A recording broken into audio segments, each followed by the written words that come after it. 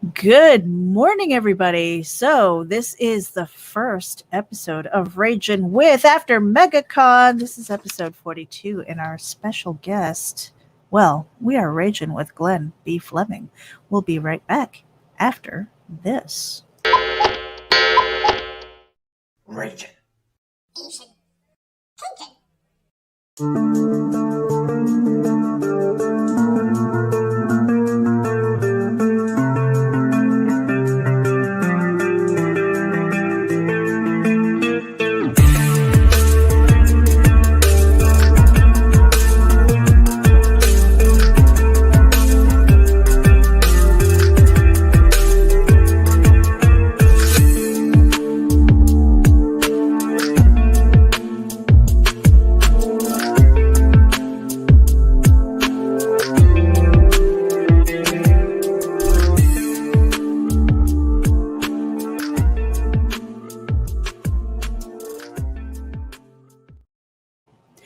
Good morning, good morning. Welcome to RAGIN with Glenn B. Fleming. This is episode 42, and wherever it is that you are tuning in from, make sure that you hit the subscribe button and share this out with your friends because you want to hear about his stories. Plural. We are simulcasting to Geek Insider, Comics and More New Jersey, RAGIN AVC, as well as Indie Volt. Again, hit that subscribe button and share it out. Let me drop the card here and say hello. Hi, you okay? So it is afternoon. You are across the pond, and you are a very, very busy man. Yeah, got lots of things on my drawing board, so to speak, yeah. Mm-hmm. I've got the new book coming out, new Kirby book that we'll talk about, and the DVD that goes with it. I'm working on a cartoon character of mine called Hatch. I'm working on the second book of that, which is all hand-painted artwork and everything. I'm writing at least 4 other books, and I've got other artwork to do, and then I've got my job to do. Mm-hmm. So quite busy, yeah. Quite busy. Yeah, no, I think we can tack on some more stuff, because Sure. I saw in your resume, world traveler, astronaut. What is that about? We're all astronauts. Polymath. I'm like, what? What is all of this? So, take us to the beginning of your journey as a content creator, as a creative writer, or what was that first step for you when it came to just something that wasn't a job? You know what I mean? Yeah, well, depends how far you want to go back. I left school when I was 15, and there were several different sort of pressures on me at the time. So I left school without any qualifications. I was 15 and didn't have any qualifications, and the only thing I could do was draw and write. Create that kind of creative process. Well, that's not the job I went into. I went into jobs that we call labouring jobs, which were just working in mills and just doing general, that kind of stuff. And there's obviously nothing wrong with any job that anybody does, but I always felt I could do a bit more. But the pressure's on me to leave school and get working, bringing money in. I did that. And then after about 2.5 years, so I'm 17 and a half now, 1972, I thought, I can't do this any longer. All my friends were going to university and getting good jobs, and I'll going certainly in that direction. And I thought, I can't be doing this job when I'm 20, never mind when I'm 50, this kind of work. I've got too much to offer. That was my opinion. So I decided to announce to my parents that I was leaving work and going to art college. And that's what I did. I went to art, they said the only thing that... What was the reception for that? From them? When you made that decision? Yeah. They said, okay, but you won't have any money. And they were right. I didn't have any money, but that wasn't the point. I've never been we all want to be millionaires, don't we? Of course we do, because that brings freedoms. That, to me, that being a millionaire brings freedom and travel. That's because I like to do that. But money has never been my sort of sole objective in my work. I want to write the best-selling book. I want Steven Spielberg to make my book into a film and maybe get $10 million. Of course I do, but that's not why I do it. As some people seem to just have that goal in mind. So anyway, so they said, well, they weren't going to stop me pursuing what I wanted to do. So I went to art college for a couple of years and at the time of my life. But I was one of the few in our class. There were about 20 people in our class for the 2 years. There was probably about 5 of us who really should have been there, because the others were just straight from school and they didn't like it. It was just like school. But to me, it was fantastic. I like that kind of discipline. And I was working on artwork all the time, because at school you're doing history and geography and all these different things that you don't necessarily like. But I like drawing and being creative, so it wasn't really a discipline for me, but I could get on with it, and I could be supervised, I could be advised, I could be shown, and all this kind of thing. So then when I left college, I got a job in advertising in an art studio, and then within 2 years, I was studio manager. Okay. So, one of my claims to fame is that I was never the junior. I went straight on the board. So that's one of my claims, because so many people I know start that kind of work out as a junior. Right. No pressure on you to succeed, or do you feel at that point? I mean, I've been in situations where I felt like they were setting me up for failure. No, I think that I impressed enough to the people who employed me that I could do the job. And I went straight in on day one. I didn't go for the junior's job. I could have done. I mean, I was 19 when I left college. I could have gone. I mean, who wants to be a 19-year-old junior? I mean, who wants to be junior anyway? But I didn't go for that job. I went for the job as what's called a finished artist, doing brochures and that kind of stuff, and design and all that kind of thing. And I got the job. And then from there, like I said, 2 years later, I was studio manager. So I must have been doing something right. I was in charge of 7 people, and I was 22, in charge of 7 people, and I was also doing illustration as well. And it sort of went from there. Then later on, I worked for several different companies, and then I went on my own, and that was the best time of my life. For 7 years, I had my own business. And each day I would have a different job on my desk. And on Monday I'd be drawing Postman Pat. Have you seen Postman Pat, the cartoon? I used to draw that. And then on Tuesday I'd be writing a book.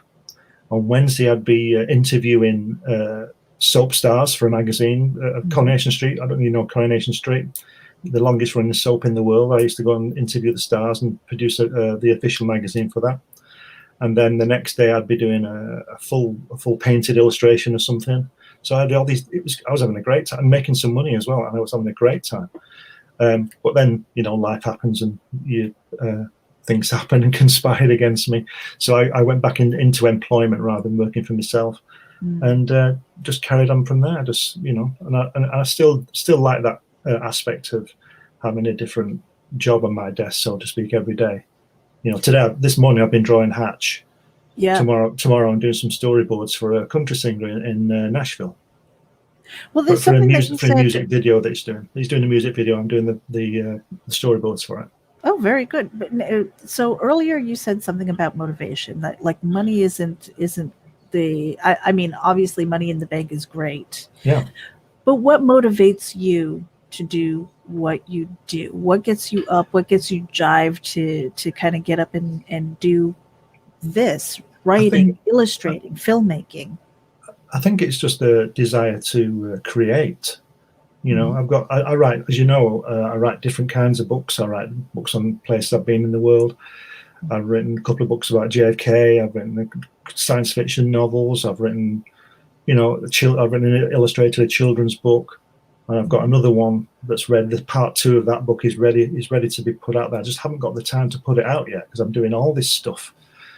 I'm doing more and more of these podcasts and all this kind of thing. And just to move forward to now, COVID has done me a lot of favors, because I've never been as busy, and I've never been less mithered, because people don't come around and check up on you because they've not been allowed to. So they have to leave me alone. So when they make a call and they say, how much have you done? They have to believe me. They can't come and check. Right. not that I sit about at all, but but it's been that is not unique. There are a lot of people who basically took this opportunity because we've been kind of shut in and isolated, and some people reached out to things like podcasting, and other people just put their head down and got to work. And they said, well, I might as well work on the thing that I never had the time to do. Yeah. Well, sorry, go on. No, go ahead. I was going to say that I think your show was the first one I was on. And maybe in the second one, I'm not sure, but it dawned on me. I thought, well, I should do my own. And then as I went, and then I was on Randy's show a lot, and then I'm on here, and I've been on Ted Davies' show and all this kind of thing. And then I thought, no, I'll just go on their show because it's something else I'd have to learn, something else I'd have to arrange and do. And I'd rather just come on other people, let them worry about putting it out there and getting sponsors and all that sort of stuff. Exactly. I've got enough to do without. I mean, why go into that area? Because those shows are very successful. So I'll just be on theirs. I'm so glad that you mentioned that, because that was something that I've personally been through, and I know that a few other people are, because you find this lane, and where you have to kind of make choices because we are so limited on time. Yeah, there's only so much time in the day to get the things that we want to get done finished. That's right. So when you look broader, to the broader scope of things, to your week, to your month, to yearly goals and things like that, and it's like, how much time are you spending on the things that are going to push you forward? And the idea that you kind of looked at podcasting and said, sure, I mean, you can turn around and hit podcaster now. And that's all fine and good, but what is that doing for your books? That's right. Yeah. But the thing is, you see, and as well as doing a podcast like this would be, and fixing it up, because I know you don't just sit down at 3 o'clock and talk to me or anybody else. You've got a lot to do to get to there. Like you say, if I decided to do that, I'd be losing time writing, drawing, precious time, all that stuff, and I don't want to do that, because like I said, I've got 4 or 5 books I'm writing now at the same time, not at the same time, but concurrently, and I like to do that, and I don't, like I said, I don't need the pressure of having a podcast and either being on it for ranting on it myself for an hour or getting somebody else on and promoting them, because I've done a lot of promotion of other people's work. I publish a magazine called Comics Unlimited. Tell us a bit about that. Well, it's still going, and we've had to cut back on a few pages this month, this last issue. It's bi-monthly. It's usually 100 pages. I've just published issue 7, and I think it's about 65 pages because COVID set in, because people have been ill, and my writers, and the last thing they want to do is write an article about Spider-Man or whatever, So that's suffered a little, but it's still there. But I do a lot of promotion in that, and increasingly, because it's my magazine and I design it and I'm the editor or the publisher, I decide what goes in it. And so for instance, if I had an article that was in the next issue, and I contacted you and you wrote me an article, mine would be the one to drop out. So therefore I'm promoting you, but my work isn't being seen. So I've done a lot of promotion of people in the past, and I still do, and I always will, I suppose. I used to publish a magazine called Crikey about British comics 10 years ago, and it was the same story then. I'd write articles about artists and things like that I like, comics I like, but mine were the first to be dropped because I wanted somebody in. Well, I'm getting a bit fed up with that at the moment, but so I'm going to start writing more articles myself and put it in and promote myself, which is why it ties in with the podcasting, because I come onto your show and to Randy's show and to Ted's show, and I'm promoting me. But if I have you on mine, I'm promoting you. Yes. See what I mean? And like I say, I'm not totally against that, but that's not the track I want to go down. I think that's an important topic to talk about, because it is time management. It is figuring out how to best promote yourself. And a lot of times it's not, I mean, if you were doing marketing like I do, it makes sense. But when you are trying to promote your own work, then going out on the press junket is, you don't have time to develop a show, to put together the intros and things like that. So looking at it objectively like that is a really smart thing to do. Well, the only show I do collectively is with Ted on the, the Truth Mongers, which is on tomorrow night. But it plays havoc with things, you see. You probably know, and everybody probably knows, I don't sleep very well anyway. I don't sleep a lot. But I go on air tomorrow night with Ted at midnight until 2. So you know what it's like after a show. You can't just get off the chair and go to bed. You've got to wind down. And so it's 3 now. It might be 3:30. And then I'm up again. I mean, I don't sleep a lot anyway. But forced non-sleep isn't a good idea. It's bad enough not being able to sleep anyway. But I do enjoy it. But I like a different challenge, I think. And getting back to what you're saying about motivation, I like to draw. I like to write. I like to create things. I like to make little films and things like this. I'd like to make big films. I'm also trying to get around to learn, teaching myself a fantastic animation package called Blender, which is free. You can't believe it. The stuff if you could work it, it's like Pixar kind of standard. The guy who created it, I think he's Norwegian, and he's taken so much flack from Disney and Pixar people because he's released this software free. The kind of stuff that they produce Toy Story. How dare you? Yeah, that kind of, yeah. But it's free and you get updates all the time. Excuse me. But I've been learning that. I've been teaching myself that. It's not easy. So what is the motivation behind that, though? Because that is time consuming. You are learning a brand new software. I've stopped now because I've got all this other stuff to do. But I'll get back to it. But the thing is that when I was at college, just about the only thing I ever wanted to do later was animation. And it's the only thing I haven't done. I've done a couple of little shorts, and I mean seconds, because it takes, back then you had to draw 25 frames a second and all that kind of thing. But now, I've done a few things in animation, but now I can learn this Blender and I can animate Hatch, because I've always seen Hatch as an animated cartoon. But the thing with Blender is that you only have to render the character, and you can turn him round, on the screen. It's amazing. And then the in between. And so if you go from that, then you have that 25 frames. Well, it does it for you. You just link it from there to there, and it does it for you.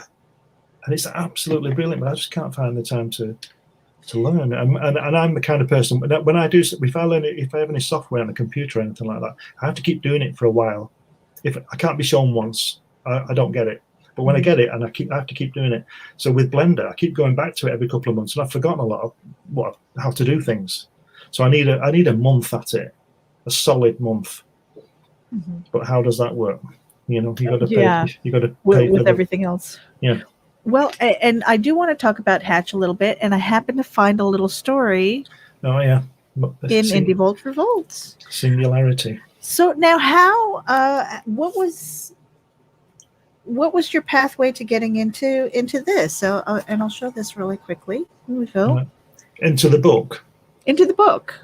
Well, I've been on Randy, and still continue to be on Randy Zimmerman's show on the Sunday afternoon. And Sunday Funnies. Yeah, and he's talking about his Arrow comics and all this kind of thing. And then he announced that he was doing an anthology. And he knows I draw and everything. So I sent him some samples, and he said, yeah, give me a story. So I sent him, I think it's 4 pages, 4 or 5, I'm not sure now. And I've done another one called Swamp Gas to do with him. And I'm just I'm halfway through producing the book 2, which is going to be, I think, probably at the turn of the year. I might put that on a crowdfunder.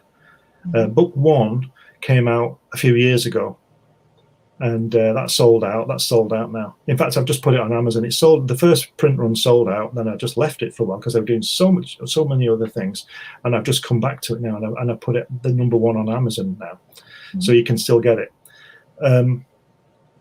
Speaking of Amazon, his link is there. So in our show notes. So if you guys are tuning in, make sure that you hit the description and you will see the links to his social media as well as his Amazon page. Buy his books. Go ahead. I'm sorry, Glenn. It's all right. So what I'm doing is what I like to do is I do traditional artwork. I don't use a computer. You probably heard me going on about this. I drive everybody mad with this. But I think you should get a pencil and a piece of Bordeaux paper and draw. And this is all artboard, all my lettering. There he is, kicking a stone, and you'll know the story when you see it. But that's my lettering there. Very good, very good. And then in colour, and I use coloured ink to colour it. Oh, so you do it all. I do everything. I design it, I create it, I pencil it, I ink it, and I colour it. Now, we've had conversations about Hatch before, and for this particular audience, tell us about Hatch. And how Hatch seems to pop up in your daughter's. Oh, that was my granddaughter. Oh, your granddaughter's thing. yeah. What happens there was I first started drawing Hatch in about 1986, I think. And so I've got these original drawings from that, and he's changed a bit since then. And I keep going back to him, but now I'm sort of getting nearly full time on him doing these books. Whereas I wanted to present him to the newspapers as newspaper strip, but as you know, newspaper strips are disappearing and they're getting smaller and smaller, and all this kind of thing. So I stopped doing it, and then I realised, well, if I'm going to do anything with him, I needed to make a full book with him, and that's what I did. Now, as far as my granddaughter is, she's 6 now. She was 5 at the time, Holly. And when she gets these, I always tend to buy the kids drawing books, and she likes unicorns and stuff like that, like little girls do. And they're colouring books, so as you understand, they're line drawings. So it's really easy to draw on them because she doesn't understand, you see. So we for a birthday last year, we got this colouring book with all these unicorns on and all this kind of stuff and little mushrooms on it and all this fairy stuff, And I just took an hour or so and I dropped Hatch on every page, peeping from behind. Photo bombing. Yeah, peeping, yeah. Oh, and a lot of the time I had him sitting on the unicorn riding it, you see. So she got this book, and the next time I saw her, she said to me, "You've put that little man in my book," because she calls him the little man, because she see me drawing him. You see, "You put that little man in my book, but you've got to stop. You girls tell us off. You've got to stop doing this." So I said, "Okay." And then a few days later, her dad sent a photograph to her grandma, my wife, to Helen, and it's a picture of Holly. You can't see her face, but she's drawing. She said, "I'm going to draw that little man," to her dad, and she's drawn him, on this piece of paper. So I thought, what is it? Shakespeare said, "Attention has been paid." So, so it's great. So, but she tells me off. It was a birthday a couple of months ago. We went to a party, and I was drawing him again in one of her books, and she was telling me off again. She just tells me off, and I'm thinking, one day this stuff's going to give you £1 million. You won't be telling me off then. I hope she saves that.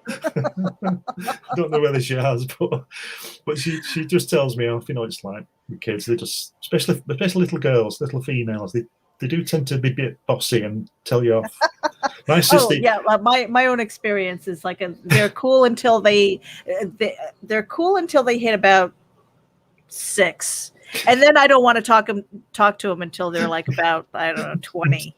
That's right. Well, my sister is 13 years younger than me. So when I'm 26, she's 13. She's just telling me I'm getting everything wrong. Forget it. I'll show you what to do. So, but yeah, it's kids just drive you crazy, don't they? Well, that's their job, isn't it? Yeah. I don't think I drove anybody crazy. I think I was just too busy reading the Fantastic Four and watching Thunderbirds and drawing. That's what I did when I was a kid. Mhm. But So it's kind of funny that that Hatch pops up. I mean, he's been with you for a long time. yeah, a long time. Even Jack Kirby has seen Hatch. I took him Mhm. to. It's in the book. I took Hatch to show him, and he thought it was great. And he said I had to put a hat on him and things like this. He gave me a few pointers to it. So And that's photobombing coloring books. yeah. So that's. But I've always done that with people's things. I always put little Mhm. cartoons in the background, and there's a lot of stuff out there that people haven't even noticed yet. So I'm thinking they've not even looked through some book that they got. Unless they just tut and not bother. Don't bother telling me they found it. But it's all good fun. Tell us where Hatch came from. Where was he birthed? Well, some people say it's me, but I'm not sure about that. But because I don't live alone on an asteroid, but that's where he lives. He lives. I mind you, sometimes I'd like to. Mhm. He lives on. He's a little alien guy, and he lives on his own in an asteroid, and he's never seen anybody. He doesn't know what anything is, and all these strange things are always happening to him. And you'll see the sort of funny side of this, hopefully, when you see it. And by that I don't think you'll miss it. That depends whether I can put it over, right? Mhm. But he just does all these crazy things. He's always digging for pyramids and stuff. He finds all sorts of stuff. There's one strip I did. He goes down into. He's dressed like Indiana Jones, that kind of, intrepid explorer guy, and he goes down into the tomb and the hieroglyphics, and they're all doing all this. Well, they're all him. They're all outlines of him. And he's just mad, just crazy things. Like he has a little hatch that he comes out of. That's why it's called Hatch. And he sits there, and a horse will run past, and he don't know what a horse is, and it's just stuff like that. Just a bit of fun, but he's been around a long time. Yeah, I mean, was it something that you happened to doodle on a napkin one day? Was it just like just your imagination going like what? Because the way you just described it is kind of a question that I ask often of myself and of other people. When's the last time you did something for the first time? That's right. Well, what it was, like I said at the time, I was trying to get into the newspaper syndication thing, and I'd just come out of doing black and white comics, of publishing my own comics in the mid-'80s. In that black and white glut that we had, that sort of seemed to ruin the industry because everybody was suddenly doing these comics. And so I just thought, well, that was all kind of not superhero, but science fiction and sort of serious stuff, the more serious story. And I thought, I don't want to do it. I don't think a strip would hold up. I think strips have to be humorous. Mm-hmm. So I just turned it around, and I can't remember where it came from, to be honest. But I just had him living on his own on this asteroid he's just out in space. He ain't got a clue. Mm-hmm. It's funny. Or at least I think it's funny. Well, now tell us about a bit about your explorations, because you have traveled to several places, and in fact you have a book, Rapa Nui. Mm-hmm. You've traveled to other places and things like that. What do you still have the wanderlust? Where would your next destination be? Well, COVID gone and all that, the restriction gone, and the money, I want to go to Antarctica. And I would also like to go to Iceland. I hear it's kind of cold there. Well, so what? So Texas is kind of hot. So what? It's not the point, is it? I went to Arizona, and that was bloody hot, I'm telling you. But yeah, I'd like to go to Iceland, because there's something I want to do in Iceland. I'll tell you what it is. If you go to Iceland, it's the only place, I think, I'm not sure about this, but it's the only place in the Northern Hemisphere, I think, that you can actually stand on two tectonic plates. Because the European tectonic plate and the North American touches in the middle of Iceland. So I guess the other bit is under the sea. Mm-hmm. So you can actually stand on the hole, as it were, the crack of two tectonic plates. And I want to do that. I would personally never do that, because that would probably set off a chain of events, and it would be the end of the world as we know it. You're welcome, people. You're welcome. No, but Glenn, I'm sure you're fine doing that. well, isn't COVID the end of the world as we know it right now? So yeah, I want to do that. I want to go everywhere. I've never been to Africa. I want to go to the pyramids, but you can't go. It's not safe. You just can't do it. Some people I know went about 10 years ago, and they took an armed guard round with them because they were foreigners, so to speak, and they like to take your money off you. Why Antarctica? And don't say why not. No, I won't say that. Because I've got a theory about Antarctica that I'm going to write a book about. And not that I could go and find anything out, because I don't think people aren't readily allowed to go. I think you've got to go. There's only a couple of places you can go. Mm-hmm. But I like the snow and ice. I like the snow, and I want to see the stark environment. I saw a program a few years ago of an American scientist who was working down there with his wife. He'd been there on and off for about 5 years, and his son had been born. I think he was born in the United States, but he was only a baby, and they went out there for 2 years, and his son had never seen a tree. And he was 2 or 3 years old at that point. He'd never seen a tree. Mm-hmm. He'd never seen grass. He'd never seen any of these things. It must be really weird for that kid to come back home, so to speak, to New York, wherever he was from. Wow. To see a tree. I think he'd seen trees on the telly and in books, stuff like that. Sure. But he hadn't actually put his arms around a tree. He'd never seen a tree. So he'd never seen grass. He'd never seen roses. He'd never seen lots of things. Just this stark environment. And I'd love to sample that. I don't know how you get there. I don't know what sort of things you have to go through, but you can do anything really. That would almost be like living on the moon and looking at that bling, the blue and green orb in the sky. Well, apparently on the surface of Mars, which is another reason I want to go, because it's the nearest to the surface of Mars that we've got. Mm-hmm. It's 20 below, I think, and that's what's similar to Mars. The wind factor, and all that kind of thing. And I just want to feel it. Don't want to live there. I just want to go and stay there a couple of weeks. Wacky question before we take a break. If you had an opportunity to go to Mars, would you? Yeah. First in line. Interesting. Yeah.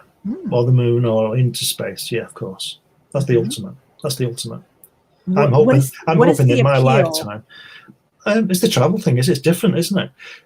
I'm hoping that in my lifetime I'll see a man walking on Mars, or a woman on Mars. People, humans on Mars. Right, just humans on Mars. Yeah, in my lifetime. Interesting. Is it just the travel? Is it the unknown? There are a lot of people who are very afraid of the unknown. They won't leave. They won't leave their comfort zones and things like that. And that's about as uncomfortable as you could possibly get. It would be if you were stranded there. But the thing is that if people through history would have been frightened, if Columbus had never gone across the ocean and Neil Armstrong had never gone to the moon, we'd be pretty desperate. But I think it's what we do as a race, humankind. We like to go and see what's behind that bush rather than just worry about it. What might be there? We have to go and find out what is there. Mm-hmm. And I guess I've got a bit of that in me. I think that's pretty amazing. Well, we're going to be right back. We're going to take a little bit of a break. For everybody tuning in, make sure that you hit the subscribe button and share this out. We are simulcasting to Geek Insider, Comics in More New Jersey, RAGIN ABC, and Indie Volt. We'll be right back after this break.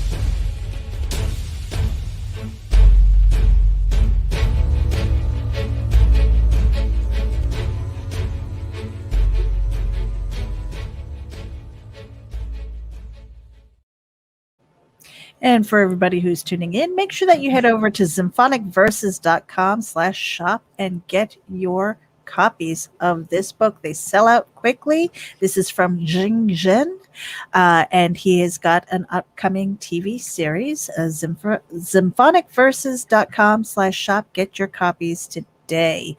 We've also got a coupon code for you. That's right. For a 10% discount on your Gemini mailers, you can use coupon code VOLT10. Save some money, save your comic books from those nasty mail carriers and what they do to your packages. Get your packages to your customers safely. That's right.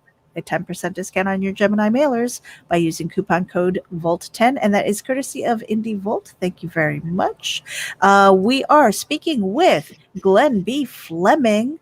That's right, Ragin with, and we are going to be talking about Jack Kirby, A Personal Journey, as well as Words and Pictures. And we are back. Hello, Glenn B. Fleming. Hi there. So, Jack Kirby, you've got a book, at least two, perhaps three already on Amazon. I've got Jack Kirby Variations on a Theme, which is it's like a collective. It's not so much a book as it's just a tribute to him. It's not entirely written by me. There's lots of people written articles for me and that. So it's more a magazine really than a book. Okay. But it's up on there. Yeah, it's in fact just sold a few today actually. I don't know how that works, but I'm not complaining. I just checked. So it was very nice. But yeah, this is so what I decided to do was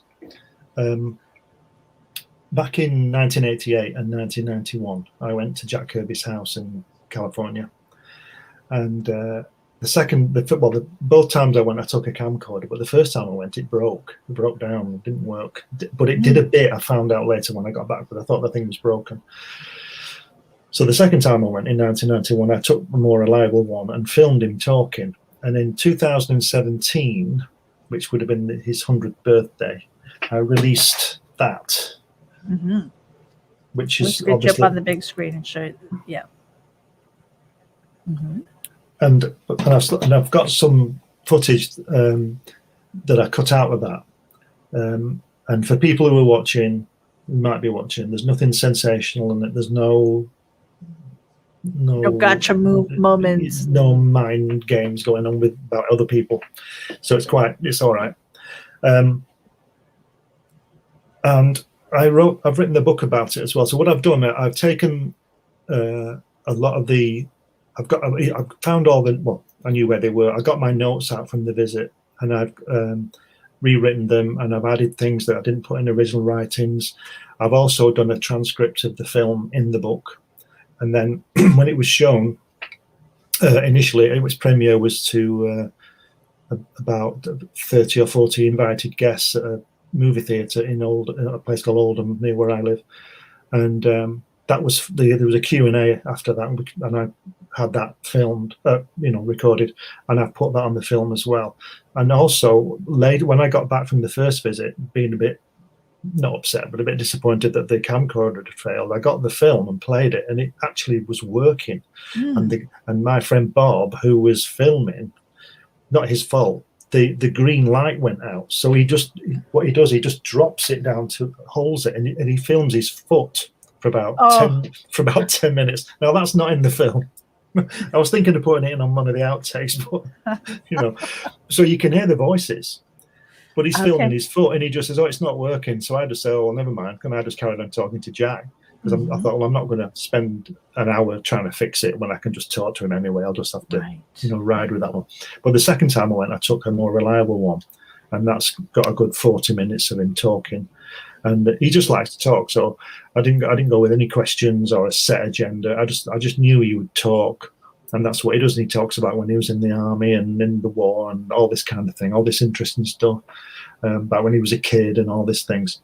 It doesn't go too much into the comic business per se, but he talks about Joe Simon and he talks about Joe Sinnott and these people he worked with, So yeah, it's good. So I've called it the final cut. I decided to So it drives me crazy, you see. I'm sure it drives Helen crazy because it's all I talk about and it's no good. So I've got to get it out of my mind. So I thought I'd put all the things together and make a final cut, write the book and just get it out there. And then I'm done for this week on Jack Kirby, right? Because I'm going to do something else because he had such an impact on my artwork and everything. Hold on for just a second. What was that impact? Storytelling. How to tell a story, but he did it subliminally. I just looked at the work and I worked it out what was going on, and it's quite obvious really, but a lot of people don't get it.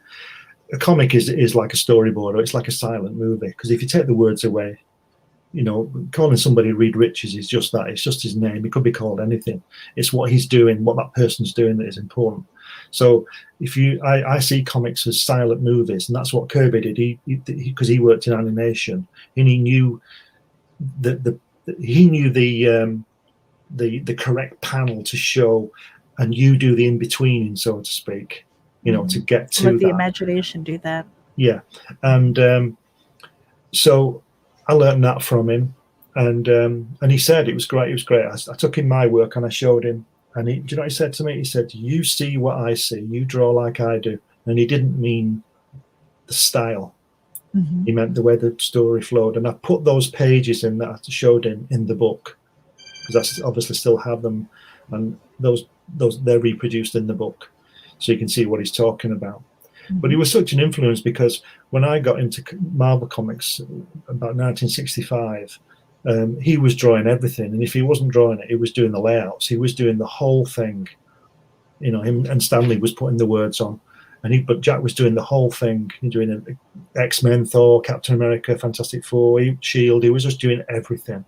What a fantastic mind that guy had, you know. So it was a big influence, and I try and do things twice. If I publish a book, it's not a success until I've published the next one. Do you understand what I mean? And I've published 10 so far, so I'm doing okay on the book side. If I put a magazine out, I've got to get the second one out, and then that's the success for me, because anybody can do anything once. So I went to see Jack Kirby, and I thought, I've got to go back and see this man again, and I did. I filmed it. You know, it's unique, because you see movies of him on YouTube and things, but they're just for a couple of minutes, you know. But this is him talking in his studio in his house, talking about his life, and it's fascinating. I think it's fascinating, and it's one of those enduring things. I mean, he's been dead for 25 years now. But it's one of those things. It's like the Kennedy assassination. It will go on forever. There'll always be some kind of speculation about it. It's going on forever. Even when the files finally come out, when we're all dead and gone, people will still think it was something else, because that's what people do. But I wanted to go back and see him, and I did. And this time I went armed with a reliable recording thing. But it's not a professional recorder. But I think that adds to the charm of it. Right. And so I was going to ask you, because you've put this film together, is it something that you plan on maybe submitting to different film festivals, as far as like documentary? What type of film is this? It's call it a documentary, but I don't see it. I mean, I call it a documentary, but it's not really. That's why it's called a personal journey. It's more about me than him. It's about me getting to him. Just like with the Rapa Nui book. That's called a personal journey as well, because what I did when I went there, that's Easter Island, as you know. Yes. When I went out there, I kept a very, very detailed diary of every day, and then when I wrote the book, I mixed in the history of it. So, but it's about me, not so much about Rapa Nui. It's my journey there. Mm-hmm. You know, I don't talk about me all the time, but it's my observation, and that's what I like to do. I like to put a spin on things. Like I wrote a book about the astronauts. The Apollo astronauts who didn't walk on the moon, not the ones who did, because there's 500 books about the guys who did. Well, these guys, several of them, the only reason they didn't walk on the moon or go in space was because they died in training. Or the people we know who walked on the moon, some of them probably wouldn't have gone. Mm-hmm. They only stepped in when this guy died. Right. So I like to put a different spin on things. The first book I published was about football, soccer to you, and I wrote about it was called 1010s, and I liked the number 10 shirt. When I played soccer, I was number 10. So I wrote about the number 10 shirt. So I wrote about the players who'd worn the number 10 shirt rather than about football, because there's a million books on football. Do you see what I mean? Right. So I like to. So when I wrote my Kennedy assassination book, this first one, I wrote it entirely from inside Lee Oswald's head, which obviously nobody knows. But there are a million books on that as well, and I know what happened and where bullets came from and all that. But that's been done. So I did it from his point of view. The book is it's his thoughts, because I like to put a spin on it. Now, I'm not saying I know what he was thinking, because obviously I don't. Nobody does. But that's the view. So there's a lot not in the book that we know about, because he couldn't know. You know, because he died and all that kind of stuff. And I like to put a spin on it. That's what I do. I love that, because you know, there are so many people who go out there and we create, and I think part of that is like the imposter syndrome, is like, is it worth it? Am I worthy? And things like that. By putting that spin on it, say, you know, like your experience, your personal journey. I mean, that's about as unique as you can get. That's all. We are all unique, and we all have a different voice. That's right. And so that's pretty smart. Well, thank you, because I think that I can only talk about what I've done. You know, I mean, you know, if I'd have gone to Rapa Nui with you, your experience would have been different to mine, even though we're standing next to each other. Right. And so we could have been saying, hey, Glenn, you know, let's write a book. You write yours, I write mine, and it would be two completely different things. Yeah. And I've also, concerning Rapa Nui, I've also got 6 hours of film that I've never done anything with. So I might be putting together some kind of filming about that, you know. I think I should, maybe. And I also took 1,000 photographs, and I think there's only 100 in the book. So I was thinking about putting a companion photographic album out with it. Why not? People don't have to buy it, do they? So they can't buy it if it's not there. Well, but you have the material, so that sounds like another thing that you can add to your timeline. Yeah, I'm also writing a book about New York. I've been there about 12 times, so I've got 4,000 photographs of New York. So I think it's time I did something with that. Well, from where you are to New York is not necessarily an easy trip. What is the appeal of New York? I just love America, right? A lot of people on Facebook think I am American. My head is full of Americana. I think it's the best place on earth apart from where I live. And it's the only other place where I would consider living apart from here, which probably isn't true. If somebody said to go and live in Australia, I probably would. But I just love New York. You've been to New York. It's fantastic. I used to live in upstate New York, so more apple trees and cows than cabs. Well, I'm talking about Manhattan, walking down Broadway. Yeah. The buildings are alive, aren't they? I tell people this: the buildings are alive in New York. You know, in downtown, in Times Square. And Times Square always amuses me, because it's not a square, is it? Only Americans could call it a square when it's not. It's just a road. You know you're there because you get bottled in, don't you? And people start to, and then when you walk through, you sort of breathe again. You know, but it's just wonderful. I just love it. So I thought, well, I wrote that. So I'm writing now. It's called A Bite of the Big Apple, but I might change that to New York, a personal journey, to keep it in line with what I normally do. There you go. Hey, you've kind of branded it already, so that makes sense. I'll tell you a funny story about that. I was going to Staten Island on the ferry, and I was filming, and every time I started filming, this little kid jumped up in front of the camera, waving his arms. So when he did it again... You just wanted to chuck him over the side, didn't you? I said, if you do that again, I'll throw you overboard. So he went and told his mum, and she said, stay here. You know, she must have thought I was going to do it. Which obviously I wouldn't do, but I just told him, I said, you do that again, I'll throw you overboard. Those rotten kids. Yeah, you know, it's kind of funny too, because they'll either ham it up really good or they hide, you know. And it's always like they're doing the thing that you don't want them to do. Of course, that's their job. It's like Holly telling me off all the time. Now, Glenn, you did send me a video. Yes. So play it, please. It's sort of pre-promotion for the Kirby book. Very good. Okay, so we're going to be right back. We're going to play this preview. It is for Jack Kirby, Words and Pictures, yes? Yep. All right, here we go.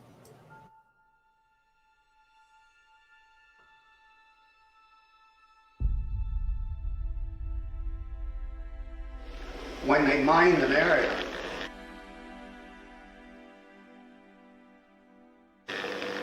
they put down yellow tape right across that line, see? And if you walked on the wrong side of that yellow tape, you blew up.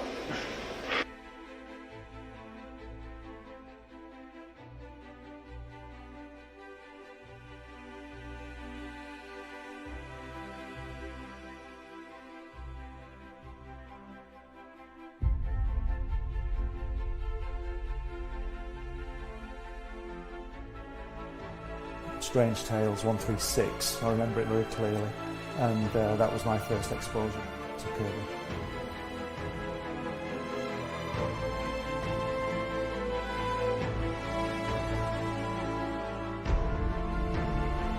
And I wanted to show it to people.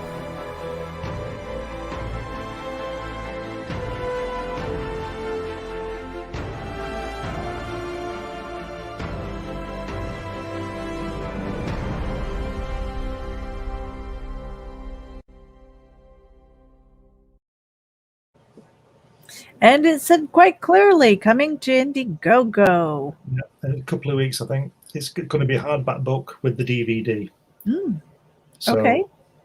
Like I've said before, I can't put any perks on it or anything like that. I can't be giving artwork away because I don't have his artwork to give away, and I wouldn't.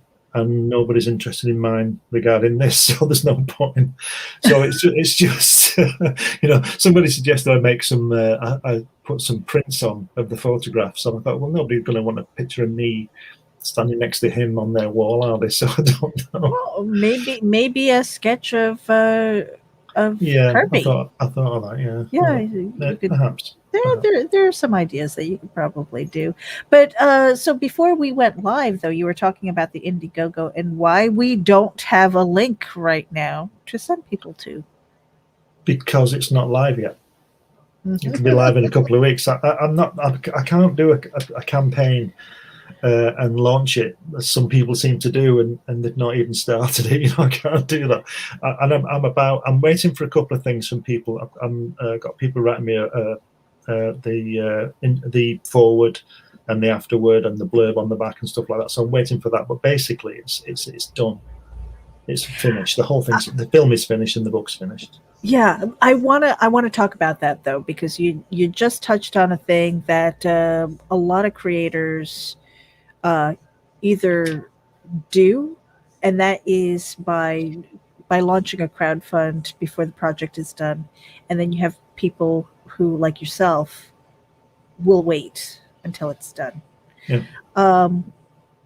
What is your motivation? I personally like the way you're doing it to make sure that it's done. So all you have to do is worry about the crowdfund. You promote that, you get on the circuit, and you promote the hell out of it instead of worrying about doing all of that plus finishing. Yeah, it's added pressure, isn't it? If you've not finished the project and you've got to do all your promotion and keep an eye on it and all that kind of thing, you've not finished it yet.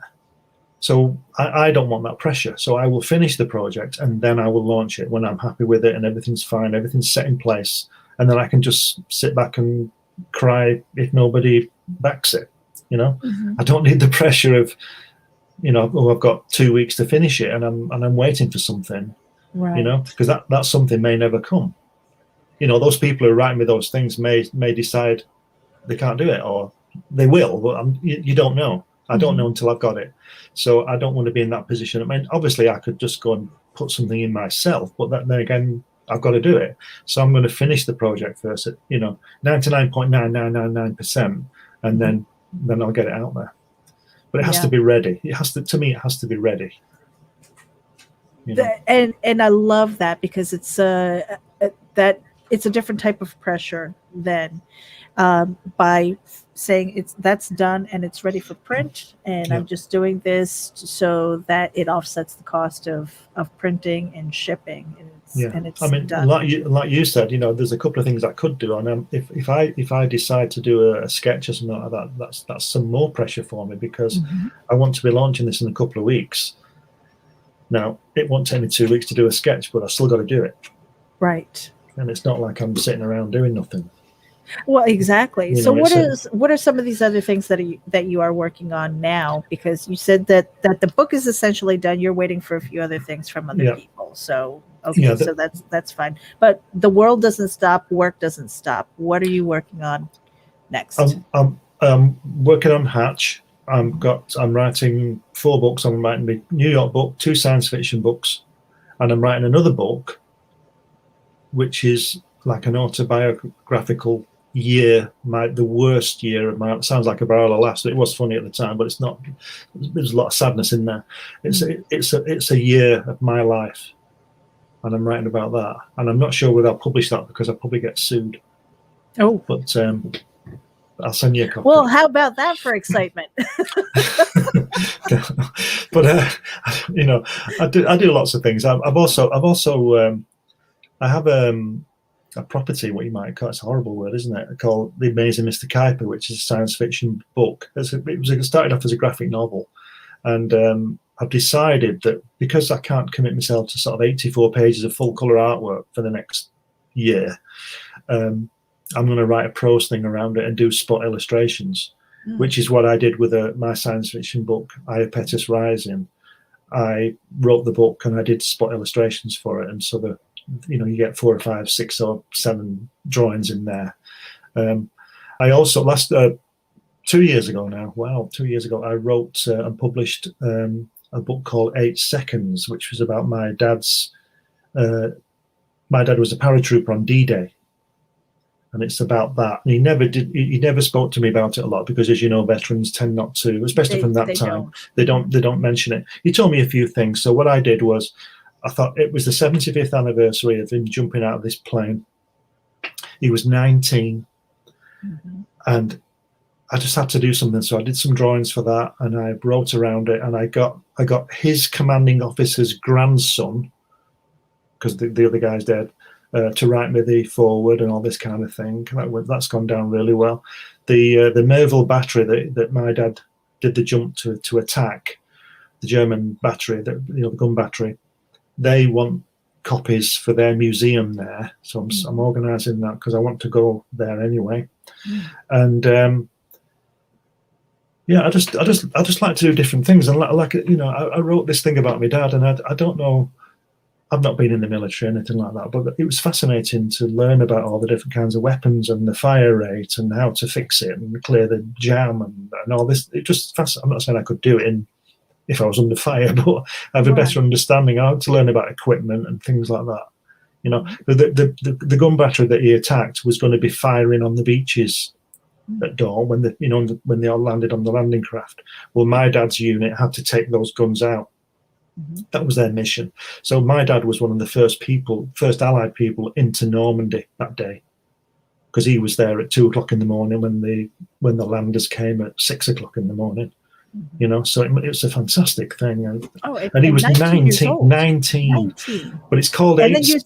And then you look back and like, what the heck was I doing at 19, right? Well, at 19, I was at college, and my dad's jumping out of a C-47 to face. But what happened was, the reason it's called 8 Seconds is because there was the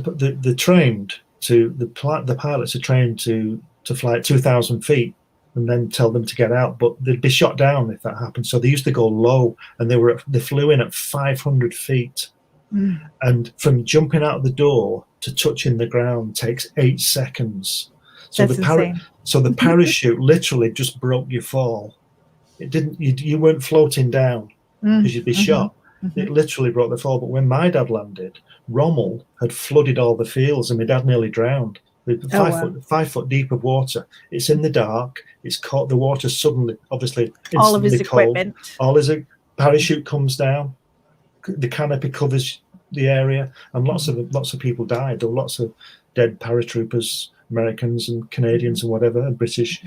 dead in before they'd even fired a shot, type of thing. And Yeah. it covers all that kind of thing. And what I did again, I mixed it in with, obviously it wasn't my personal journey, but I mixed it in with, I had to, there's obviously historical books about what happened. Mm-hmm. I just put the details in as I imagined it, you know, Mm-hmm. that kind of thing. And you know, snipers and people Yeah. blowing up barbed wire and all this kind of stuff, you know. So I did put that one out. But I like to write different things. I'm not sure whether I prefer drawing or writing, because when I'm writing, I prefer writing, and when I'm drawing, I prefer drawing. So I don't know. So I'm a writer artist. I'm an artist. I do things. Well, we just blew past the hour, but I did want to ask you a bit about that, okay? Because you do a little bit of everything. You know, and some people say, hey, I'm a master, you know, I'm a jack of all trades, a master of none. Mm-hmm. And then there are some people who say, yeah, I can do that, but I'd rather do this. I'm picking a lane. For my personal journey, you know, I've been writing prose for a while. Mm-hmm. And then I took a year and a half to do comic books, you know, to script out comic books, and now trying to get back into prose. And I'm going, where are my words? Come back, come back. So what is that like for you to kind of go in between these different mediums? Because script writing for film is different from comic books. You don't have to worry about a page turn necessarily. That's true. And you don't have to worry about like when it comes to film, especially if you've got kind of a documentary thing, you're able to take those clips and things and not so much direction of actors. In comic books, it's a completely different animal. Well, I have directed photo shoots with actors and things like that. I've been the director. I've drawn storyboards for that kind of thing, and I've written the script for that kind of thing. So I do cover it all. Mm-hmm. And I like to do it all myself, because I've been through my life, as everybody, I've been let down by people. Mm-hmm. So I think, well, I'll do it myself, because then I've only got myself to blame. And if it comes off, which hopefully or thankfully most of the time it does, it's something else I can do. One of the things my dad told me was learn everything. Mm-hmm. When I was working in advertising, I was complaining about the marketing department not giving us information on time. And he said, well, can you get the information? And I said, well, yeah, but that's not what I do. He said, well, do it, because then you can get information. So so now I know how to research things, you see, which I did with the Kennedy thing. And it's not just a question of writing something. You've got to do your research. Whatever it is, you've got to research. When I do a character in a book, a fiction book, I write a complete bio of him, and a lot of that stuff won't be in the book, right? But it forms the character in your head. So if you've got a group of people, you need biographical data on them all. You need to know that they had a dog called Dingo and it died when he was 4. But you don't need to put that in. But there's something in there that will draw a feeling out, not necessarily to relevance to a dog or whatever. Well, you know the motivation and the emotion behind the character, what drives them, and so that can help determine how you structure the scene that they're in. Yes, but you don't lay it out, and that's what I think. That's what I would tell writers to do. Flesh out your character before you start, because you can't be halfway through a book and suddenly decide that he can fly. You can, if you know he flies at the beginning, you might use it. Do you understand? You can't make it. I've written a science fiction book, not finished yet, where guys, I purposely put guys into a situation where they could just shoot their way out, but I didn't want to do that because that's cheating. So I've got to work a way out of the really, really bad situation, because that stretches you. It makes you think, because like I said, if the world's falling apart and the guy suddenly decides he knows how to fly, well, that's just a big cheat, isn't it? You've got to, because I think that you've got to make them as real as you can. And somebody asked me, I've got a science fiction book out called Encounter, which is basically aliens, but they're not. They're humans, because I can only write about humans. I don't know any aliens. I don't know how they would react or feel. So basically, they're all aliens, but they're all human. They don't have 5 heads. They look like we do, but they're not from Earth. But are they from Earth? When you read it, you would see. But one set of them are aliens, but that makes both of them aliens because, you know, the person you call an alien, well, they call you an alien. You understand what I mean? But I can't get inside some guy's head who comes from Alpha Centauri. You know, I don't know what he's. I don't know. So I have to. So everybody's human. They have to be human and human reactions. But I think that when we meet people out there, because there are people out there, they will be people. They will be like us. They will have attitudes and things. And I don't think they'll have 6 heads and tentacles. They'll look like we do, and they'll behave like we do. And even the person next to you can feel alien. So there is that. Yeah, of course. Yeah. Yeah. I did want to thank the people who are tuning in live. We've got Doris Jones from Labors of Love. Kant Kaw is here, Legend of the Traveling TARDIS. Hey, one of these days, maybe Glenn B. Fleming will get a Christian Basil hug like I did. Well, we've got Pops Van Zandt is tuning in. We've got Mike Jimmy, Lorsha De Bruyne. I hope I said that right. De Bruyne, yeah. De Bruyne. And so we are past our hour, and we are going to say goodbye. Again, everybody who's tuning in, make sure that you hit the show description, because we've got his links. I've got to point that way. His links are there to Amazon, where you can get his books. Comics Unlimited, if you want to give us a quick tidbit about what that's about. It's a bi-monthly magazine about comics. And it's on Amazon. You can order it on Amazon. Issue 7 is just out now, and I'm just finishing up issue 8 for. I think that's coming out in September. I think, I'm not sure, but that's nearly done. So go there. If that link is obviously to my page, you'll see everything there. There's 10 or 12 books I've written, and there's magazines and all that kind of thing. And we can look forward to Jack Kirby, Words and Pictures. Yep. Jack Kirby, A Personal Journey, Words and Pictures, which it's got full of all the photographs there. It's got all the text there. It's got about the film in it, and when you purchase the book, which will be in hardback, you will get a copy of the DVD, the final cut, which lasts about an hour and a half. So, well, Glenn B. Fleming, it has been a pleasure to sit with you today. Thank you for having me on. We appreciate you. And again, please, everybody, make sure that you follow him on social media. Follow him everywhere. Just don't peek in his windows, because that's weird. Glenn, final words. Thanks for having me on. It's been great. And I hope to be on soon when I launch this thing in a few weeks' time. I'll let you know what's happening with it. Most definitely. And do me a favor. Yep. Say, throw my dudes. Throw my dudes. We're out of here, you guys. Thank you for tuning in. Bye-bye. Thanks a lot. See you.